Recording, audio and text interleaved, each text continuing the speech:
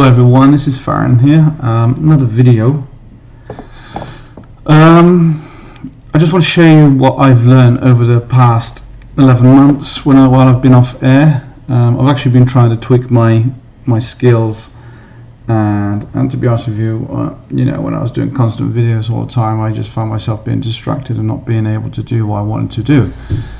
So I've actually been watching a lot of videos, mainly from Japan, from a certain YouTuber, Shuichi Hayashi, I think his channel name is pronounced, but he does 132 builds and they are epic and they look so lifelike, and I mean, I was absolutely gobsmacked when I actually saw what he was achieving in such simple techniques that, you know, you think, oh my god, it's that simple. So I thought, well, I'll give it a try, why not? And the first model I tried it on, the technique, was that Sukhoi 30M, was it an S?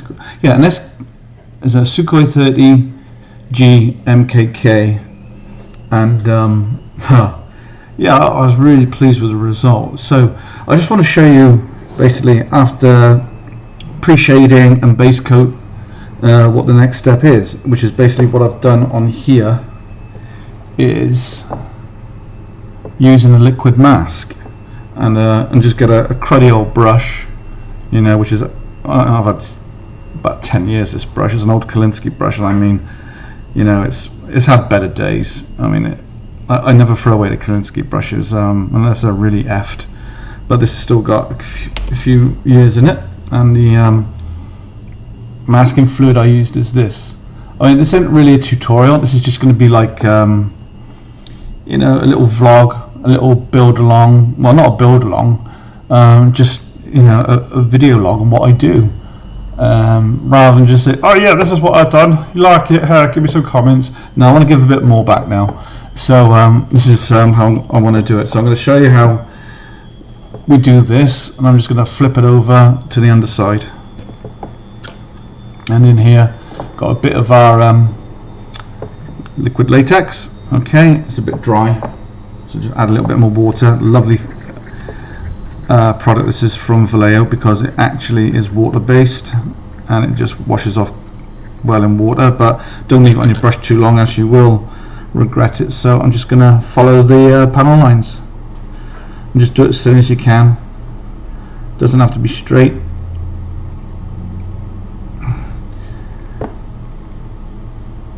And what this will achieve is we're just going to give the aircraft a lot more depth, especially in this scale.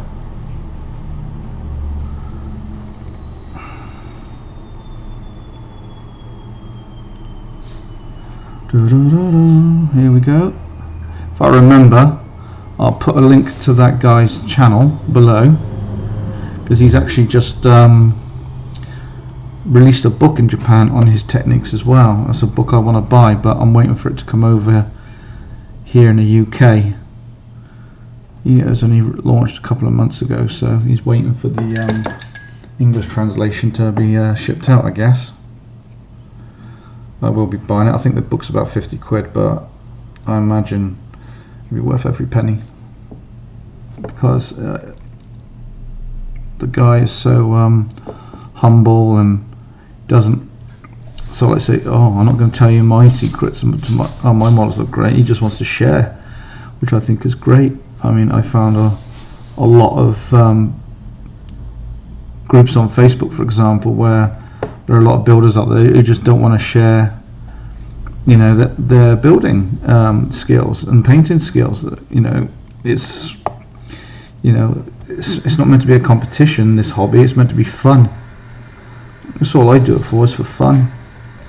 But learning these new techniques has really improved the look of my models, and I'm really happy. I mean, the only thing I'm still kind of not happy with at the moment, I'm not struggling with it, but I'm not happy with my performance, is cockpit details. It's just probably because my hands are not steady enough, because suffering with fibromyalgia and old age. you know, it kind of you have to over concentrate. It's my dog in the background there rattling around. Excuse the noise. It's a busy house, washing machine's going. My oldest daughter's in town, she's gone out to buy loads of art supplies. There we go. So, like I say, it doesn't have to be perfect, just something like that. And what do we do after this bit? Well, I shall show you in a second. Right, I don't know how to do video editing or anything like that, so the video is what you see is what you get, okay, and that's it, okay. So just skip along where you see there's long pauses. I do apologize, but I mean I'm okay on 1980s technology, but 21st century technology I'm not the best, I'm afraid. So what we're going to do next, yeah, here's one I prepared earlier, is, again, this technique is from the same guy. I mean, I'm not taking any credit whatsoever for this technique, okay. This was this guy's technique, not mine. I'm just utilizing it because he wanted to share. And for those who haven't seen his channel, you know, maybe you should. But anyway, let's crack on. I'm going to be using some X19 smoke and some XF86 flat clear. So a matte varnish, and you basically got this smoky, this like dark grey clear colour, and we're going to be mixing it with, to get it really thin, is with some Mr. Leveling thinner. I swear by this stuff. Excellent. It is expensive, but boy, it is amazing. Lacquer base is the way. So okay, I'll just turn on my airbrush. Light compressor, I should say. It is noisy.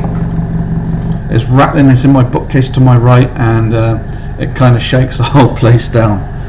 But hey, maybe if I win the lottery, I'll get myself one of those nice Bambi ones, which you can't hear. Just sounds like a refrigerator buzzing away in the background. But okay, so this is my weapon of choice. Nawat's Revolution BR. Great airbrush. It has a 0.3 needle in it. It's a good all-rounder. I can get very fine detail with this. I don't see the point of splashing out £500 to £600 on an airbrush to do a point of a millimeter thinner line than this one. It's all down to thickness of paint and your air pressure.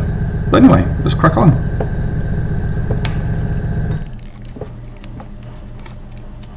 Okay, so here's our smoke. I mean, I decant my Mr. Leveling thinner into a dropper bottle. And I just put about 3 or 4 drops in there. I'm not sure if you can see that properly in there, but as you can see, there's like a couple of millimeters worth in there. And then just take my brush and I just load it in with my brush, practically double to what's in the cup. So you got some idea there. I probably don't need all of that because of I'm only doing this little bit of the tailplane. I've done the aircraft. I'll show you that in a moment up close, because on my video that I'd done on the weekend, I didn't really show the aircraft in great detail, which I apologise for. Okay, just get that nicely mixed up.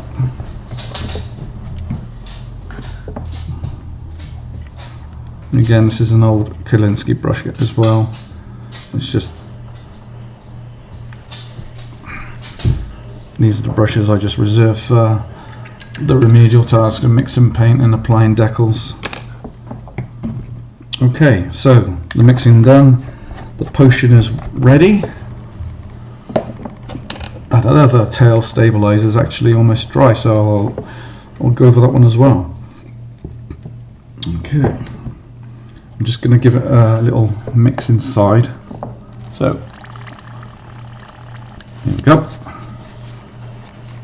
And just test our airflow. See that 0.3? You know, it's Right, all we're doing is, like we did before with the latex, we went over the panel lines, just repeating the process, but with this paint, this clear paint. I've got my light on, I can't see. Right then.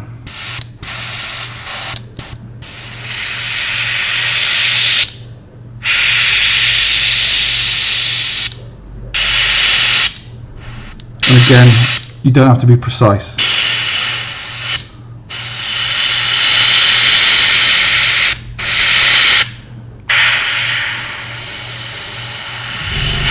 Try not to let it pull though, like I did there on this corner. If that happens, just turn it into a happy mistake, happy accident, like Bob Ross would say. We've got these little splodges of latex in here, which is just going to give me these little random notes.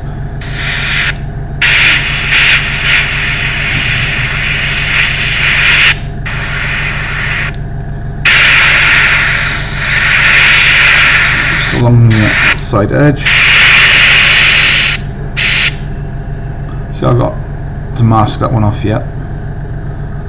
So that's that there. I'm going to let, hopefully that will be dry by the time I have finished this one.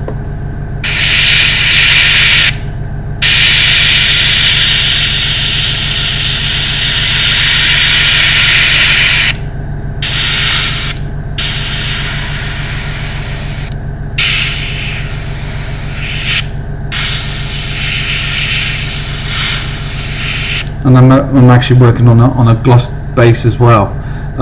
No particular reason, I just happen to have gloss varnish on there. I was doing the main aircraft for decaling, that was it. But at the moment, as it's still glossy, I've got fingerprints on there, I can actually just buff them out with a cocktail stick, cotton bud, Q-tip, wherever you are in the world, what it might be called.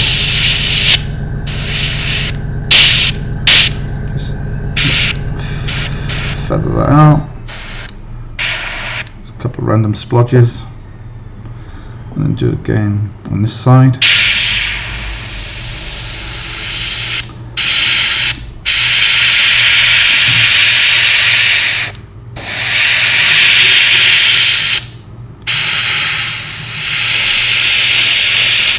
And just follow it around. I mean, it's up to you how much you lay down. At the end of the day, you're kind of trying to you want to make it obvious, but not too obvious and not too subtle. You've got to find a fine line.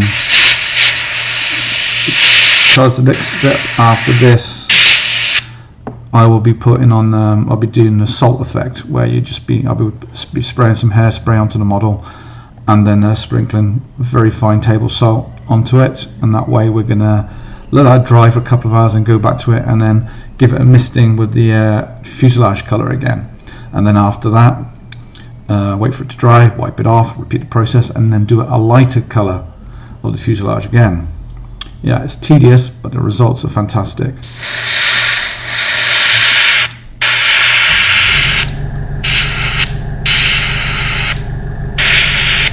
Okay, so you can see over here where the clear colour has gone down. So what I'm going to do now, set that one aside, and I'm just going to have a look-see at this one. Tools to remove the latex. I mean, you can use your finger, use the tweezers. I like to use a rubber tip clay shaper. It's just, minimizing contact from your body, your fingers. The oils from your finger can really upset the things. And if you have a look there, you've got a very nice subtle mask effect. You can see that there, where the smoke is in the original colour. Now this is going to come off now. Let's just actually, sorry, let's just use my finger. There we go. It might need to be redone actually on this one.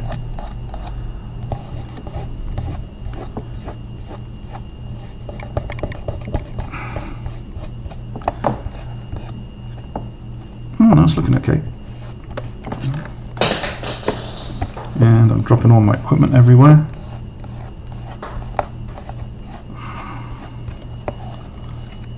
Okay.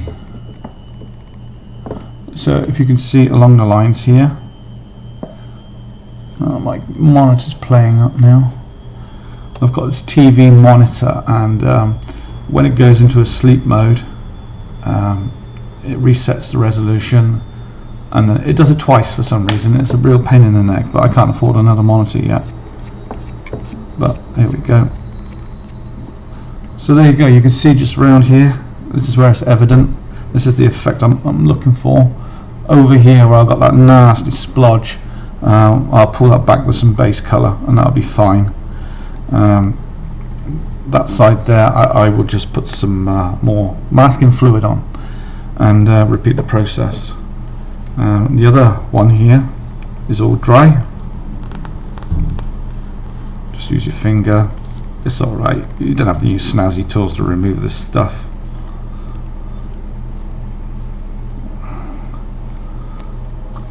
The kit itself from Academy is okay, it's not the best by far.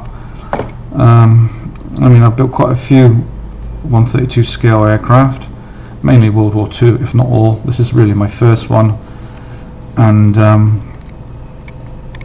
it's an average kit. I'll give it a 6 out of 10 because the fit on the air intakes is dreadful.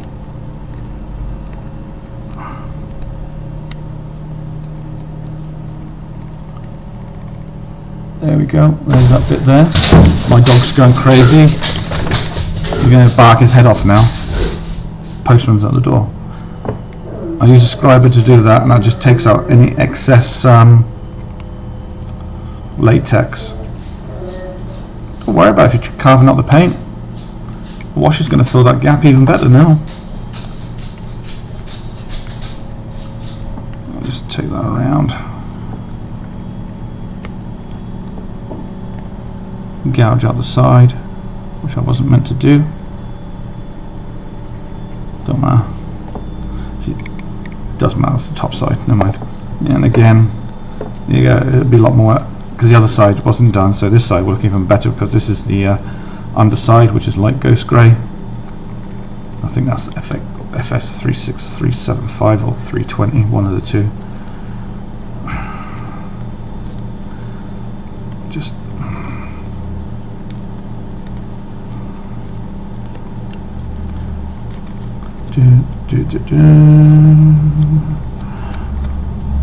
Yep, so there you go. It's not bad, but once, like I say, once that's we put a matte coat on that to lock that all in, and then we're going to put some hairspray on, and then the salt, and then we're going to let that dry, and then I'm going to come back to that with you know, this MIG colour, light ghost grey, MiG 203, and it's, you know, FX 36375. And I've also got the dark ghost grey, which is the top colour as well, and that's MiG 208. Really nice to airbrush as well. I mean, the secret of MiG paint is to give it a light dusting coat until you've built up what you really like. But anyway, I'm going to show you the actual F-18, my progress on that. Put some more decals on it today.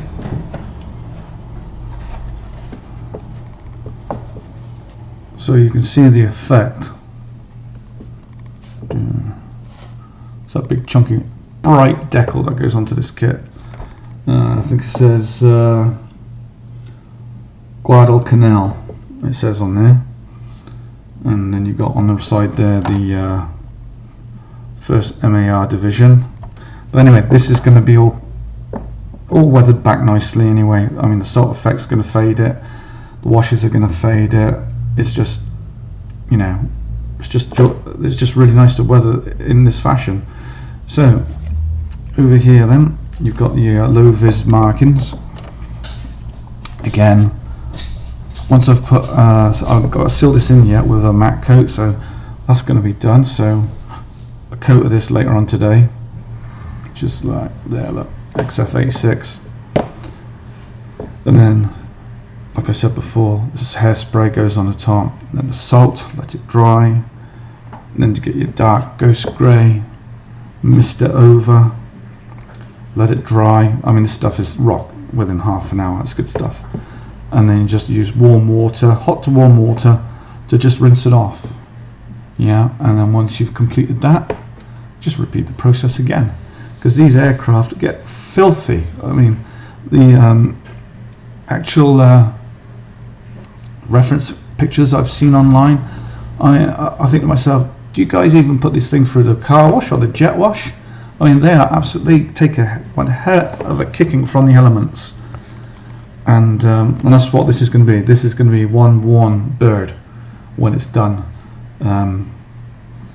But what I'm going to do now, I'm going to wrap this video up here. I've been prattling on now for 21 minutes almost, and I'm going to basically do one wing off camera, and then the second wing I'm going to do on camera in another video. If you like this video and the format that I've chosen to do, please let me know in the comments below. I need all the feedback as possible from you guys, as much as possible, because I want to take my channel in a different way to like I used to. I think that's where I got bored, because I was just like painting the model, saying, there you go, what do you think? Oh yeah, it's good, Faron. All right, thanks. Now I want to give a bit more. So and I think that's a good thing. But anyway, I'm going on and on. So I'll see you in the next one. Tell me what you think about this. Really appreciate it, guys. Please comment, subscribe, and hit that like button. Okay, and I will see you in the next one. Adios, amigos. Thank you very much. Bye.